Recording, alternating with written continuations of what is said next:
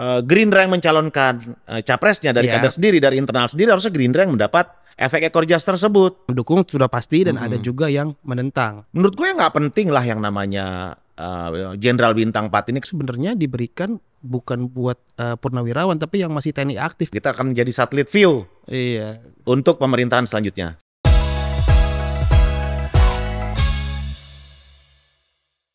Oke guys, balik lagi bareng gue DJ Doni di Trust Isu. Kali ini gue bareng Divi Yanza. Hai. Dengan saya Divi di sini. Udah in frame 2 kali loh. Yang pertama kan di program sebelah. Program kemarin. Di Trust Isu nih baru di sini. Baru sekali. Ini giliran pemilunya udah habis baru di sini gue. Soalnya nggak ada lagi yang mau gue ajak.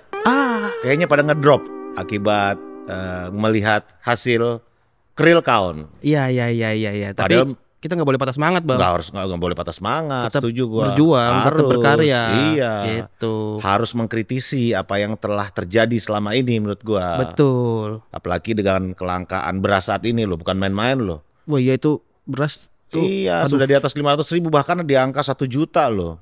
Iya itu kalau bicara masalah beras ya. Ini menurut lu ada hubungannya nggak sih dengan kemarin pas masa pemilu? Ada bagi-bagi bansos kayak dikeluarin duluan gitu buat pemilu atau impactnya sampai sekarang apa kayak gimana? Ya pastilah kalau menurut gua, apalagi dengan dicopotnya direktur utama Bulog. Oke. Terus diganti dengan nggak tahu siapa, gua nggak kenal. Yang lama kan Budi Waseso, Pak Buas. Ya. Tiba-tiba diganti menjelang pemilu, diganti dengan dirut yang baru, nggak tahu motifnya apa, urgensinya juga apa, diganti pada saat tahun pemilu kan. Ini untuk sebuah terlalu kebetulan ya? Iya. Nah kalau dibilang beras dibagi-bagi tentu iya. Karena kan banyak banget kita lihat video-video viral di Instagram maupun di TikTok.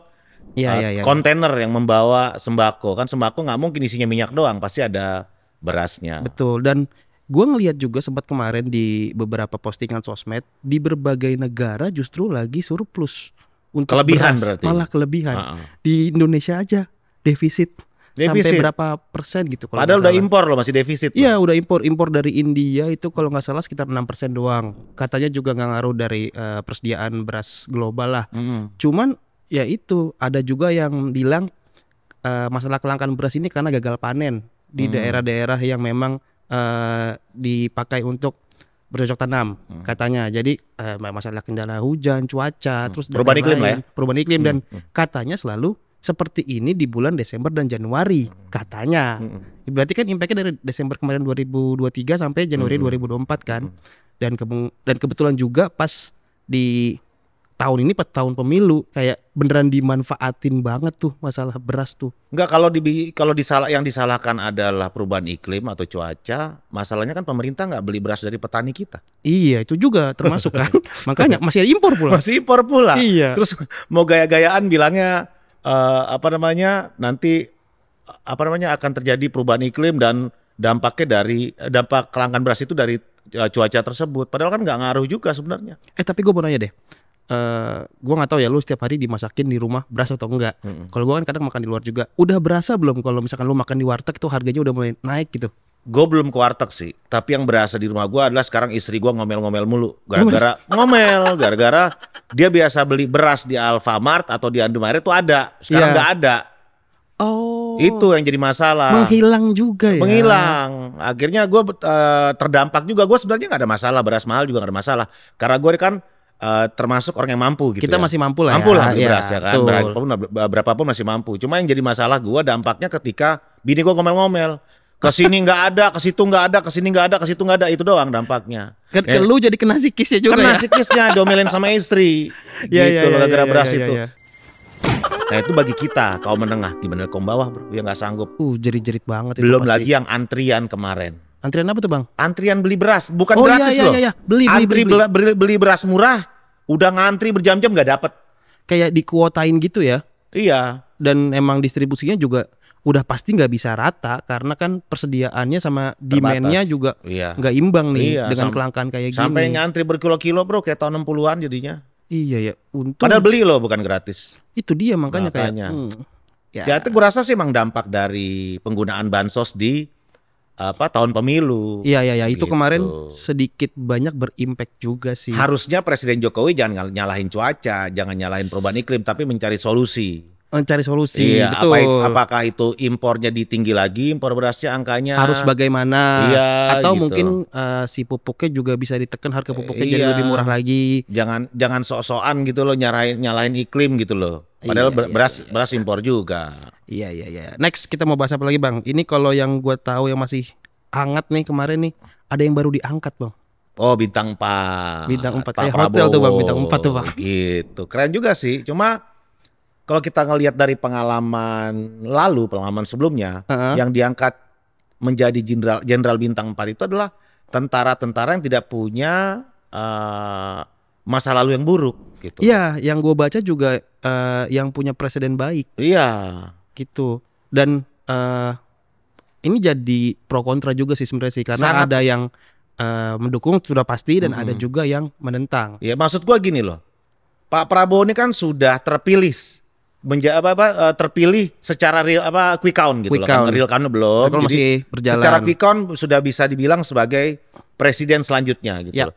Menurut gue nggak penting lah yang namanya jenderal bintang 4 ini, karena kan Pak Prabowo nanti kalau jadi presiden kan sudah panglima tertinggi. Buat apa lagi jabatan gini? Bukan jabatan, buat apa lagi bintang 4 buat gua. Dan cuma dalam waktu 6 bulan doang sampai dia sampai dia beneran nanti misalkan menang di real count, terpilih dan dilantik, ya umurnya cuma 6 bulan doang. Si jabatannya itu apa? Gue nggak tahu juga sih. Iya, emang itu nggak ada ininya juga sih. Cuma ini cuma gengsi aja. Tapi gue juga jadi curiga sih, kayak umurnya cuma 6 bulan nih si pangkatnya nih. Misalkan sampai nanti dia jadi enggak, ini semacam kayak ini loh, Div. Bukan pangkat. Dia kan udah enggak aktif. Bukan jabatan apa ya? Bukan, kayak semacam pemberian gelar bintang 4 gitu. Ya. Yang menurut gua itu nggak perlu banget, nggak ada urgensinya juga. Lu mau ngapain ngasih bintang 4 itu buat apaan? Karena dia juga akan jadi panglima tertinggi. Kayak cuma keren-kerenan doang gitu. Iya, cuma kan jadinya begini loh, kesian seperti yang korban-korban tahun 98 gitu loh. Karena kan secara humanis. Bukan secara statement publik selama ini kan melihatnya Prabowo ini punya masalah di tahun tersebut gitu, punya masa lalu yang buruk lah terkait penculikan aktivis gitu kan. Jadi anomali ya kalau sekarang malah. Makanya gitu loh, buat apa dikasih sematkan bintang 4? Menurut gua sih ya Pak Prabowo udah bintang 3 aja udah keren gitu loh. Dan udah mau jadi presiden lagi tahun di 20 Oktober nanti. Buat apa lagi bintang 4? Karena dia juga bakal jadi panglima tertinggi. Dia purnawirawan kan Mas? Purnawirawan, maksudnya purnawirawan yang diberhentikan gitu loh. Nah, gue sempat baca juga di salah satu artikel katanya gelar itu sebenarnya diberikan bukan buat purnawirawan, tapi yang masih TNI aktif katanya. Iya. Banyak sih sebenarnya, kayak siapa pro kontranya gitu. Iya, banyak yang akhirnya diberikan pangkat jenderal bintang 4 itu, tapi bukan jenderal-jenderal yang bermasalah. Gitu, seperti gue bilang tadi. Nggak tahu dah. Dan gue denger juga gitu? Katanya Pak Prabowo nggak minta jenderal bintang 4 ini, tapi Jokowi yang ngasih. Pak Jokowi yang ngasih? Iya, ini semacam kayak investasi politik kalau kata pengamat-pengamat. Jadi mungkin investasi. Iya, Pak Jokowi pengen nanti nih nama lo udah gue rehabilitasi nih. Oh. Gitu. Ini udah gue rehabilitasi nih, lo harus tahu diri dong ntar ke depannya, harus inget-inget anak gue Gibran gitu. Begitu sikapnya. Merubah sejarah sebenarnya. Jadi publik ini dibikin taunya Pak Prabowo ini udah nggak ada ini lagi, udah nggak ada masalah lagi. Dibersihin gitu. Sikapnya dari dosa masa lalunya. Oh, oke. Ini kontras banget sama sikapnya Pak GP sebenarnya dengan statement dia yang baru-baru ini kemarin. Jangankan dengan Pak GP, dengan Jokowi juga sangat kontras juga. Iya. Karena kan Pak Jokowi juga dulu mengutuk keras yang namanya penculikan aktivis tahun 98. Iya. Begitu. Tapi sekarang lucu juga sih, makanya kita jadi bingung sekarang dengan politisi-politisi yang hari ini A, besok B tuh paling nggak suka gue ngelihatnya. Tapi di luar dari ini semua, gue juga sempat ada baca, entah anekdot doang apa bener, banyak yang udah reserve untuk pindah negara loh Bang. Enggak mungkin juga sih. Karena gara-gara kalau pindah negara ke Singapura murah, cuma 3 juta katanya. Yang bener aja. Ya kan kalau kita lihat dari hasil quick count ya suka tidak suka harus terima. Iya. Gitu kan, kalau dibilang lo nggak ikhlas lo. Ya harus ikhlas kita. Iya. Gitu loh. Apapun kan? hasilnya. Apapun hasilnya. Ya kita harus terima. Tinggal nanti kita ada di posisi apa untuk menerimanya. Tapi kalau untuk mengkritisi ya wajar-wajar aja dong. Wajar. Nggak ada masalah Itu dong. juga kemarin emang sikapnya Pak Ganjar juga begitu, pasti tanya tuh Iya. Bang. Sempat ditanyakan di salah satu acara TV kalau nggak salah. iNews. Di iNews, Sama iya. si siapa namanya? Aiman. Aiman. Nah. Kalau misalnya di next kabinet ditawari masuk kabinetnya presiden terpilih, gimana nih, mau nggak Pak Ganjar? Pak Ganjar kan bilang tidak. Tidak. Katanya, Ya itu sikap. Masuk kabinet siap? Ya tidak. Ini firm. Iya, Siapapun capresnya. tidak. Kenapa? Boleh nggak? Menghormati mereka yang menang. Kami menghormati siapa yang menang dan kita berikan keleluasaan itu untuk mereka menyusun kabinet beserta timnya.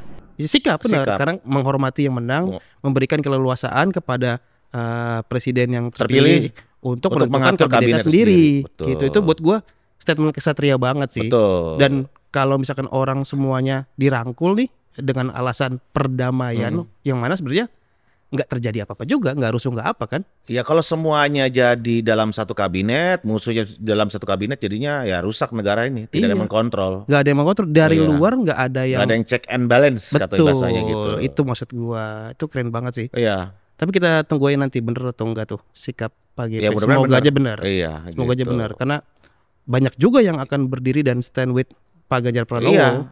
Karena publik biasanya suka dengan apa yang Kontra. kontra. Iya, Gitu. pinter juga tuh. Iya, jadi kalau kita juga gabung juga kan sebenarnya malu juga sih ngeliatnya kalau Pak Ganjar tiba-tiba nggak gabung ke kabinet gitu ya agak lucu aja. Iya. Lebih baik ya Menentukan sikap dengan cara menurut seperti sikap. itu. Betul, gitu sih menurut gua.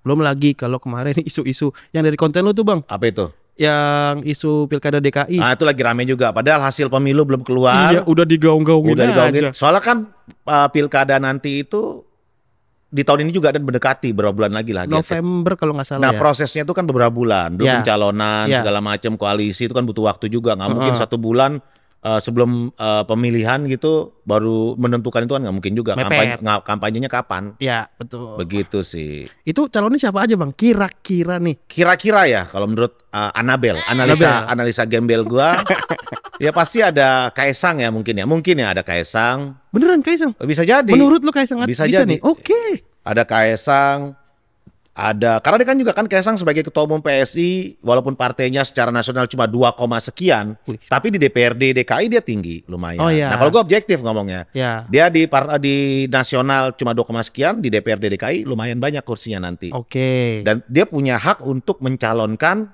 Atau dicalonkan. mengusung mengusung. calon gubernur DKI. Oke. Oke. Satu Kaisang. Kaisang. Siapa lagi? Bisa jadi kalau dari Nasdem tuh ada si Sultan Tanjung Sultan Priuk. Tanjung Priuk.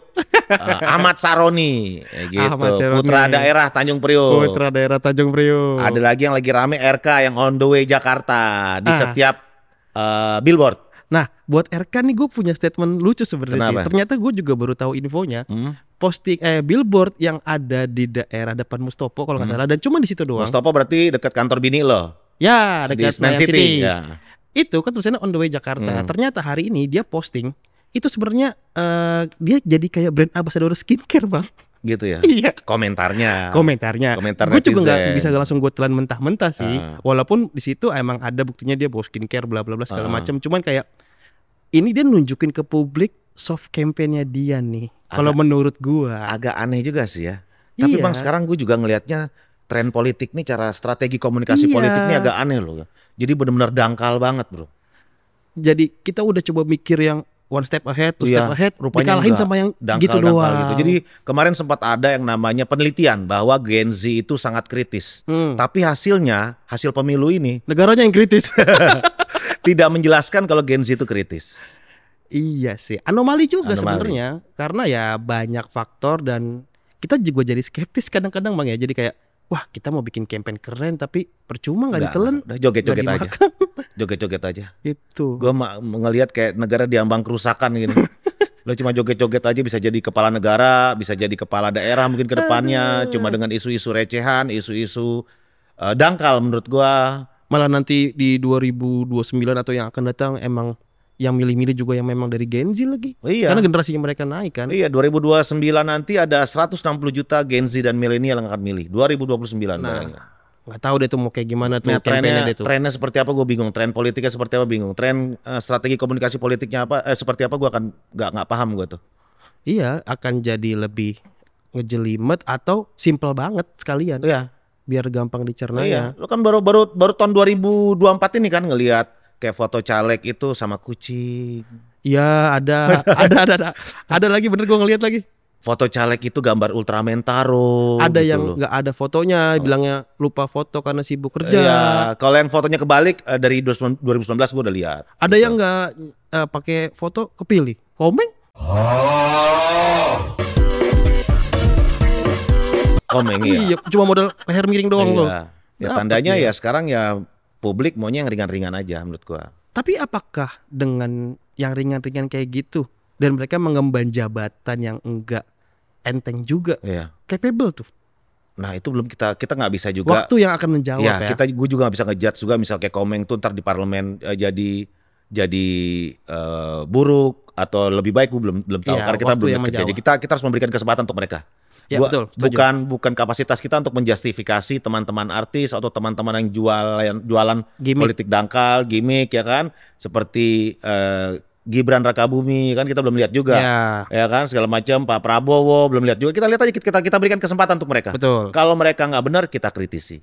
Ya, itu Kan- memang tugas kita. Kan gitu. Setuju, Gitu setuju, aja kita ada di luar pemerintahan bahasanya begitu Iya. ya kan oposisi dibilang oposisi nggak juga ya di luar pemerintahan aja kita Bahasa lihat kerennya itu kita satelit view. satelit view. Iya. Kita Kita ngelihat dari ngelihat atas aja. tapi dari paling luar. Iya, jangan juga kita mengkritisi dibilang kepanasan gitu loh. Ya itulah. Deterjen lah biasa. Biasa lah. Eh, Gak usah dimasukin hati lah, nggak bakal muat juga dimasukin hati yang kayak gitu, Bang. Iya, kemudian buat yang lain ya. Kemana tuh arah itu? Apalagi terakhir, Div, kita Terakhir bahas yang gua lihat juga sih di sini yang anomali terbaru apa tuh? terkait coattail effect, Coattail effect. efek ekor jas. Efek ekor yang jas. tidak didapat oleh Gerindra. Ini lucu menurut gua. Jadi Iya, 2014 sama 2019 Gerindra itu mendapatkan efek ekor jas karena Gerindra mencalonkan kadernya atau ketua umumnya menjadi presiden. 2014. Dapat efek elektoral dari tokoh tersebut ke partainya. Ada impactnya ya. Ada impactnya dong karena Ya. kan mencalonkan kader sendiri gitu Betul. loh kader. Tapi di 2024 ini tidak dapat sama sekali, Bos. Lagi-lagi anomali. Anomali menurut gua. Harusnya kan karena Gerindra yang mencalonkan capresnya dari Iya. kader sendiri, dari internal sendiri, harusnya Gerindra yang mendapat efek ekor jas tersebut. Suara partai terkatrol. Nah, justru yang dapat malah Golkar yang tidak punya kader yang dicalonkan sebagai presiden dan PAN yang naik Iya, gitu. iya, iya.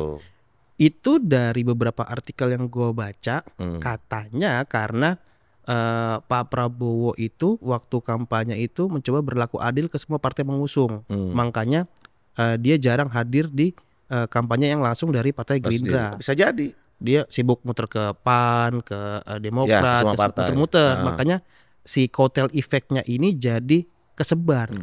Romi Gitu. sendiri, Romi yang dari P3 sendiri, dia lagi mencari secara ilmiah kenapa ini bisa terjadi gitu. Karena Fenomena ini. Iya, fenomena ini menurut gua. Jadi agak aneh aja gitu. Dan di saat yang bersamaan Pak Ganjar suaranya yang paling rendah tapi suara partainya paling tinggi. Tinggi gitu. Itu juga anomali juga makanya. Itu enggak. Itu enggak? Enggak. Tapi bisa jadi juga yang milih PDI belum tentu milih Ganjar kan gitu. Oh betul. Ada kemungkinan bisa kayak gitu. Iya, begitu. Iya. Yang mana sebenarnya efek coattail ini harusnya linear ya. Linear. Tapi buat di case yang ini Mm-mm. agak beda nih, Agak agak beda, lain. agak lain. nih case yang ini. Gerindra nih. sampai urutan ketiga kan agak lain gitu. Iya, kader-kadernya katanya banyak yang ngomel juga tuh, Bang. Ya, pasti ngomel, aku malah Golkar yang dapat gitu. Ya udah kita liatin aja dari luar ya. kita pantau. Kita Apa pantau tadi dari bahasa luar. gaulnya apa? Satelit view. Satelit view. Kita akan menjadi satelit view Iya, untuk pemerintahan selanjutnya. siap. Gitu. Oke, guys, jangan lupa nonton terus Trust Issue. Siap. Ya. Ya. Pokoknya kita akan selalu ada sampai Sampai waktu yang tidak ditentukan. Ya pokoknya nanti kita akan di sini ada Bang Doni, Iya. ada saya dan ada Oke. teman-teman juga yang mencoba mensuarakan jeritan hati rakyat. jeritan hati rakyat kayak sinetron. Ini Bu, mam saya sakit Bu.